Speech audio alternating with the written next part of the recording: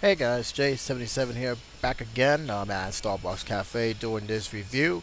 Largely because I had a lot of stuff to do, and I wanted to get this review over with because I seen the movie at last, and I wanted to give my honest opinion on this movie because it is a movie that was very interesting. Now, before I go on here, I never got a chance to see this movie in the theaters because it got pulled from a lot of theaters in Brooklyn, and it was very hard to find in Manhattan, surprisingly.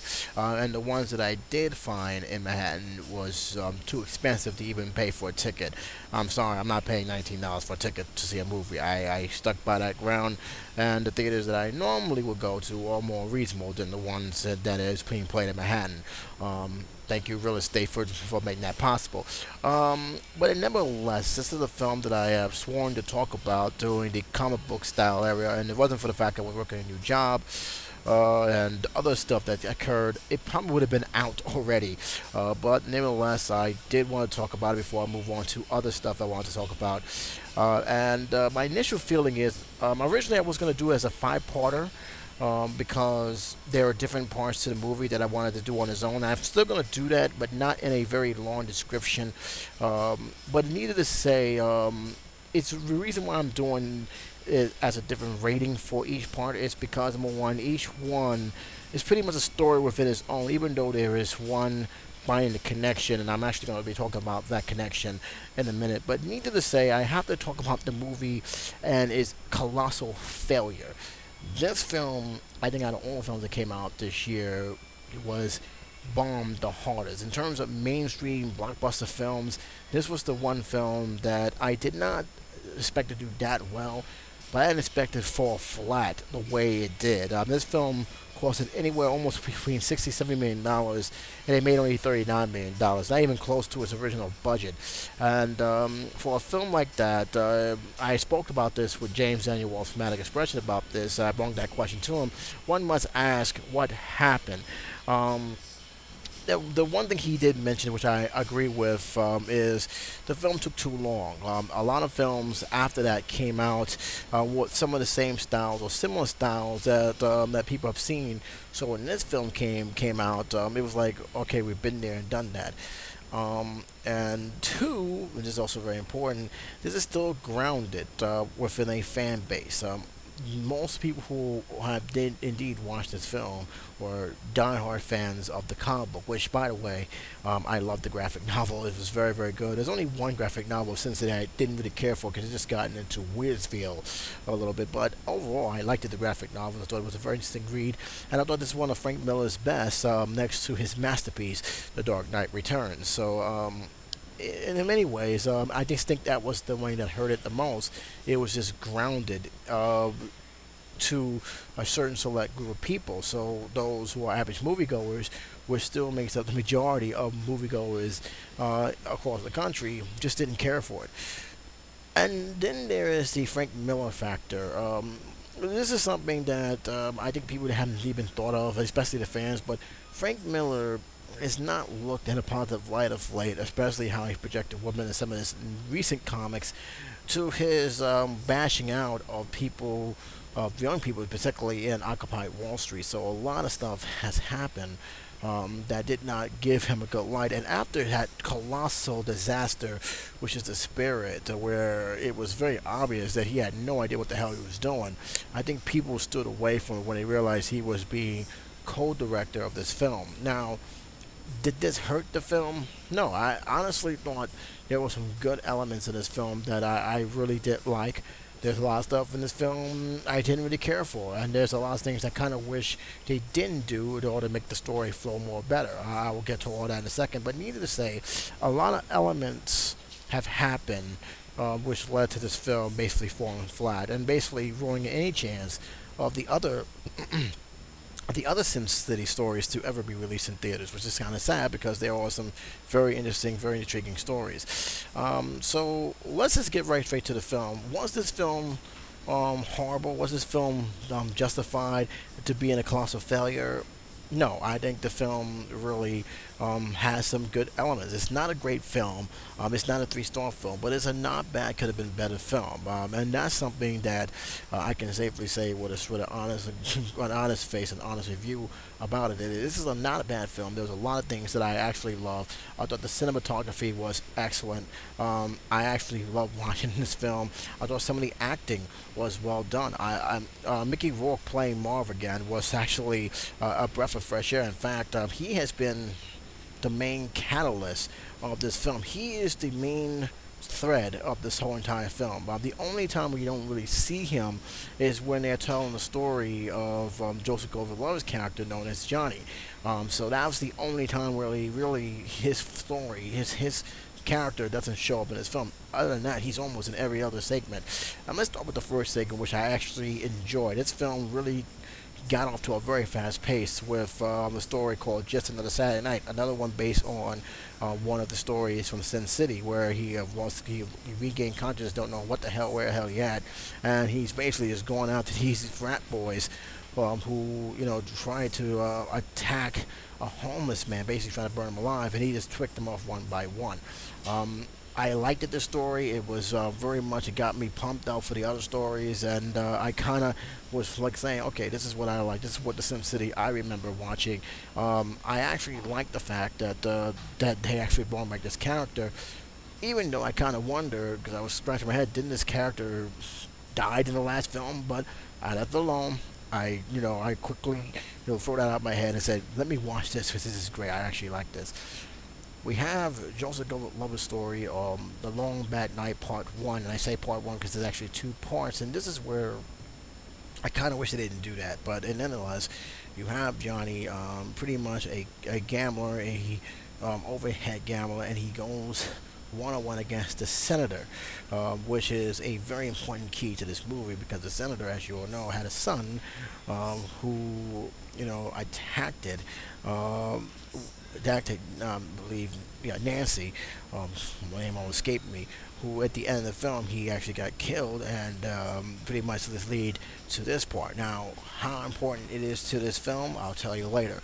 But nevertheless, that he's challenging the senator, and it was revealed later on, spoiler alert, that he was actually his son. Well, the senator knew that and basically broke his hand and shot him and basically left him in the middle of the street. Not to kill him, but basically just said, you know what, this is what I'm going to do. I'm going to ruin you. I'm going to make you remember me, and that was it. That was part 1 of the story, and I'll get back to part 2 in a second. We also have the feature story, which is the longest out of the whole entire segment here. There's different stories, and this is the longest. And this is the one where I was really have high hopes for, but was very disappointed in the end. And that was A Dame to Kill For, which you have Josh Brolin. You also have a lot of Eva Green, Ray Liotta, a lot of characters here, a lot of characters I did not expect to see in this movie, but nevertheless they were in this film. And needless to say, in the beginning I was really into it. I was getting into the scene, but then it got into eye candy mode, fan service mode, and that's when I felt surprisingly took away from the film, because it was very clear what they were doing. And Eva Green, who I think is a great actress, who I think is a very beautiful woman, was pretty much underused in this film and was pretty much there for one purpose only. I liked the Josh Brolin's character. I wish there was a lot more I could say about it, but it just to me was not as much as I actually was hoping for with that one segment. I thought this one segment could have been better, could have been more written. It surprisingly was not badly paced. It was just, I just felt there was a lot of wasted potential with that one segment. And then we have the Long Bad Night Part 2, where the rematch happens, and I gotta admit, I was kind of surprised to see Christopher Lloyd in this movie. I really was playing that underground doctor who fixes broken bones and stuff. I was very surprised to have seen him in this film. I did not expect to see him in this film at all, and the fact that he was there, the fact that he was playing this role, even though it was a very small role, really does prove that in many ways he can still play multiple roles if he's given the right part. I was stunned. This sure beat that other role he was in with Oogie Loves any day. So good role for him. The film concluded as I expected. He had the rematch, won again because we found out that even though he broke one hand, he can actually still gamble with the other hand. And needless to say, it led me. I wasn't surprised how they ended this story, but again, I kind of expected something more. I actually wanted him to continue with the like segment. It probably been a more bigger surprise, but no, it ended the way it did. Not gonna say how it ended if you didn't see the film, but needless to say, it led me to a big disappointment, and also led me to actually ask, why didn't it just keep one and two together? I mean, it just make one big story. It didn't need to separate it. It just worked just fine if you kept it both together. I was not very. I didn't understand the decision in that situation. I understand in the first one why the beginning story where you had Nancy's young girl being rescued by Bruce Willis' character, and then years later we jump back into that.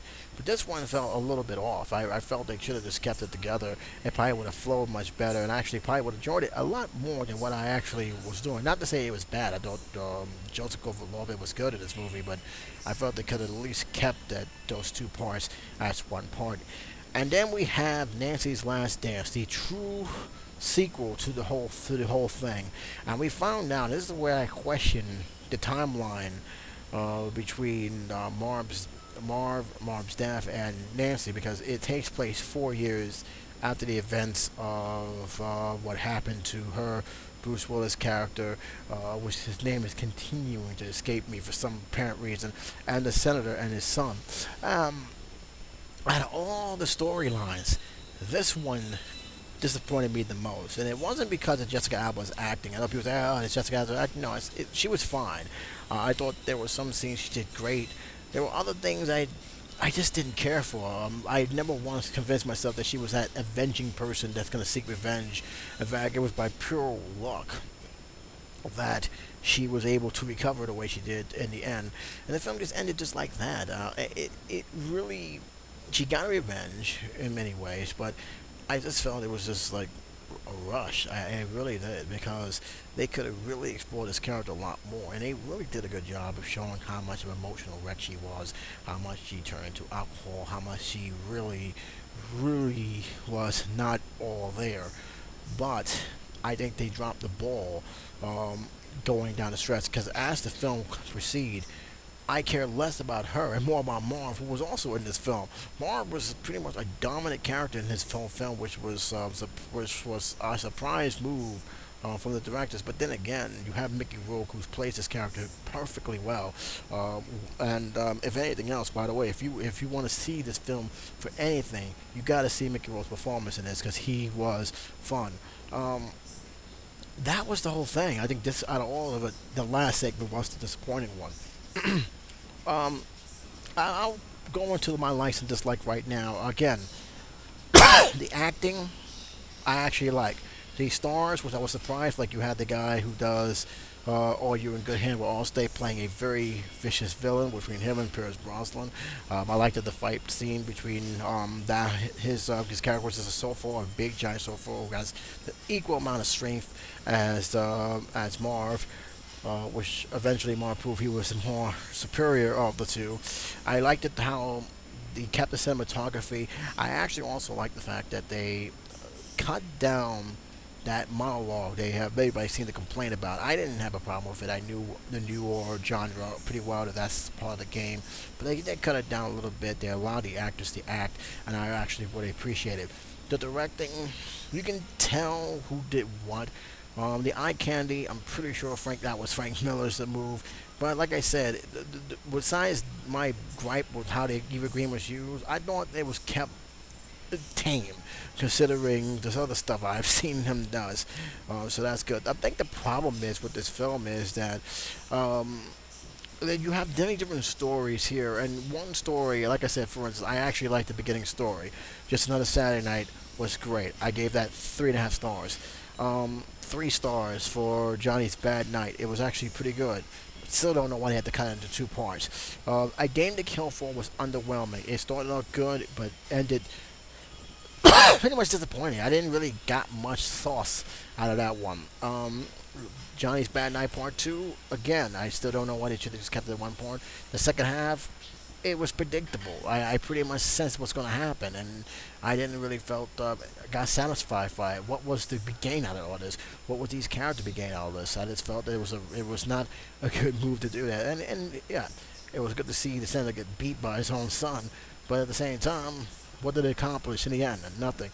And the one scene, I thought it was underwhelming, even though Jessica Alba playing a woman who has been affected big time by the events of the first film really did work. Her trying to seek revenge did not. So there were some things that I liked, but there was also a lot of things that I didn't like. What's my final rating of this film? 2.5 stars. It is a film that, again, not bad. It's definitely not worth the bomb that it got, but there is some things that need to be there are some things that I just didn't really care much about. Basically, I think the die-hard fans who have read this loyally, who have followed this the books from beginning to end, will probably appreciate it a lot more than those who are still getting into these books. I got into these books in 2000. Right after that first film came out, and I wanted to read about it. I got into it more and more, and I read pretty much all of the Sin City books, except probably one. I think that's the only one I haven't read. It was a full-length book, but other than that, I didn't really find it stayed loyal to the book in many, many ways, but I also felt that there were some things, the storyline just didn't add up for me, and I felt that some of the decision makings they did just add up for me. But that's just my opinion. What's your opinion, guys? This is J77 saying, take care, be safe. I did this live. Other reviews are going to come too. And I like to hear your opinion, especially those who followed the movie as much as also they followed the book. Give me your own take about this film. Whether you agree or disagree with me, that's cool. I like to hear what you have to say about it, because I am curious. Like I said, I think this film is not terrible. Alright, this film was not horrible. If you look at some of the ratings, is where I expect it to be for a film like this. It's a mixed bag, around 44 to 46. It's not up to 50, but then again, I wouldn't expect it to be. But it's not a film that is highly panned by critics. So there is like I said, it's mixed. It's something like this, and again, it's like required taste. Some of you may like, some of you may not like it. But again, when you have a film like this, especially with a film that has different stories, it really is hard to give a fair rating. You have to really break it down. One of the reasons why I originally, and actually we did this recording, I actually originally wanted to do it in separate parts, give it the rating, and give my final thoughts about it, and then talk about it. But unfortunately, I don't have the time to do that right now, and my that video is so outdated that I said, scratch it, let's talk about it right here. But again, if you look at it from a separate point of view, I love the beginning. That's a 3.5 star beginning. I like that the first half of the of Joseph Gordon-Levitt's character, which is 3 stars. 2.5 stars for the Dime to Kill For. 2 stars for the second half of that story, and 2 stars for the other one. So that's how I think. So, but overall, there were the other things to consideration. The script was fine. The pacing surprisingly was very, very good. The acting was great. The action was good to a degree. Let's be realistic. There was some action I actually enjoyed watching. And then it got into cartoon mode. I mean, there were some scenes that I think, wow, this is straight out of an animated series. Because this is just unbelievable. This is going way, way overboard with the action. But some people actually like that. But overall, I thought it was okay. It was actually pretty good, and I had fun watching it. I don't regret watching it.